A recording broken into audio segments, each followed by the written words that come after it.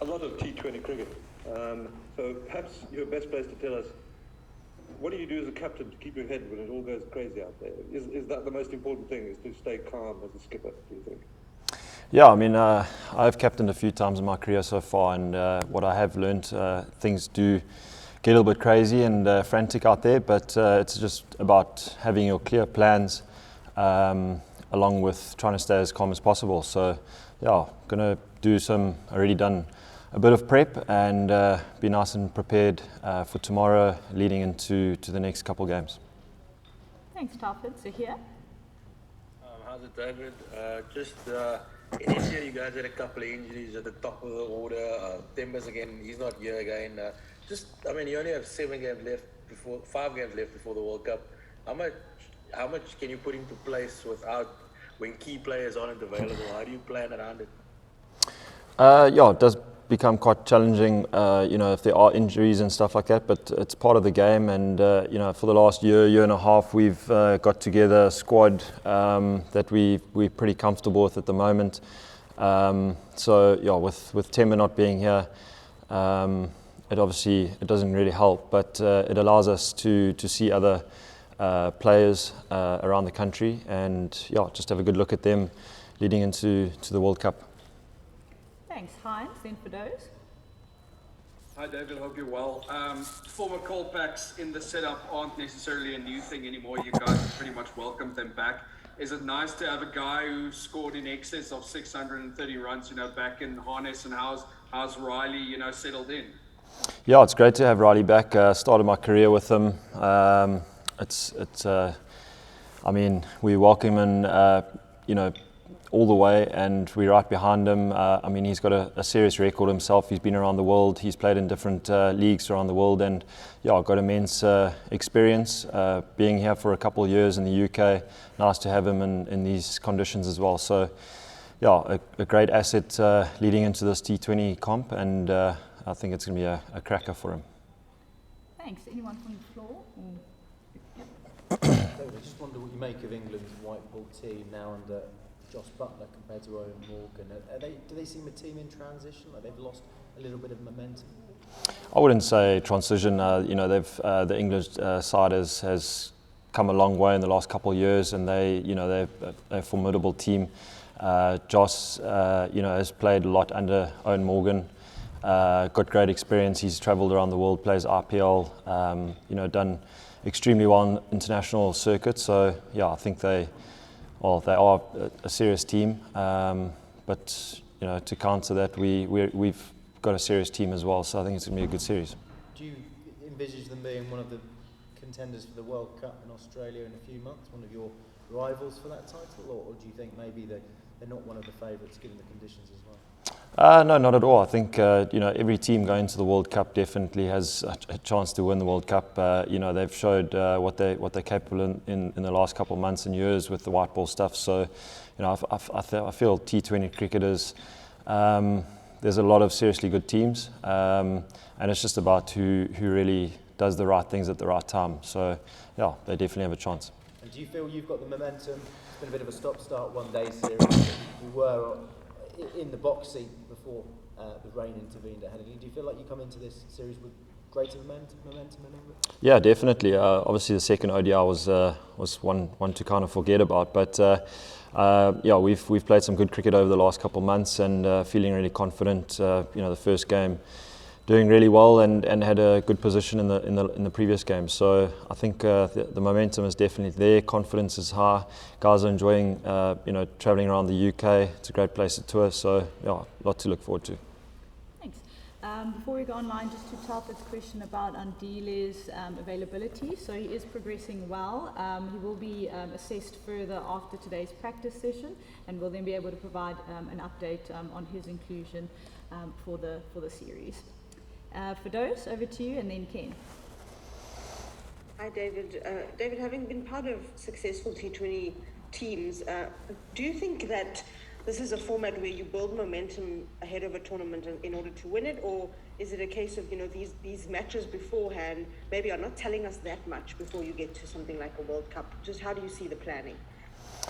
Yeah, it goes a long way doing well before World Cup in doing getting results and stuff like that. I mean, you look at the Australian team winning the last World Cup, and not doing so well leading up to it, and then performing at the right time. So I think you can look at it both ways. But for us, I think these games are really important leading into the World Cup, just to continue the momentum that we've had the last 18 months.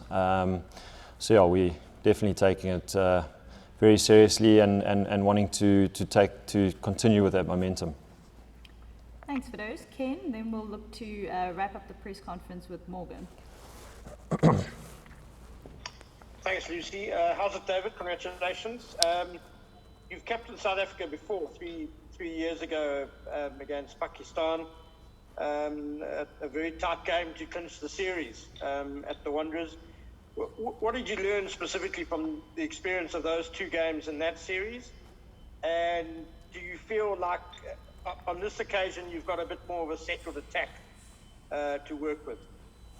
Yeah, definitely, Ken. I think you have to learn pretty quickly at this level. But for me, it's just about knowing what the bowlers would like, and having a clear plan as to what I want and what they want, and kind of trying to find a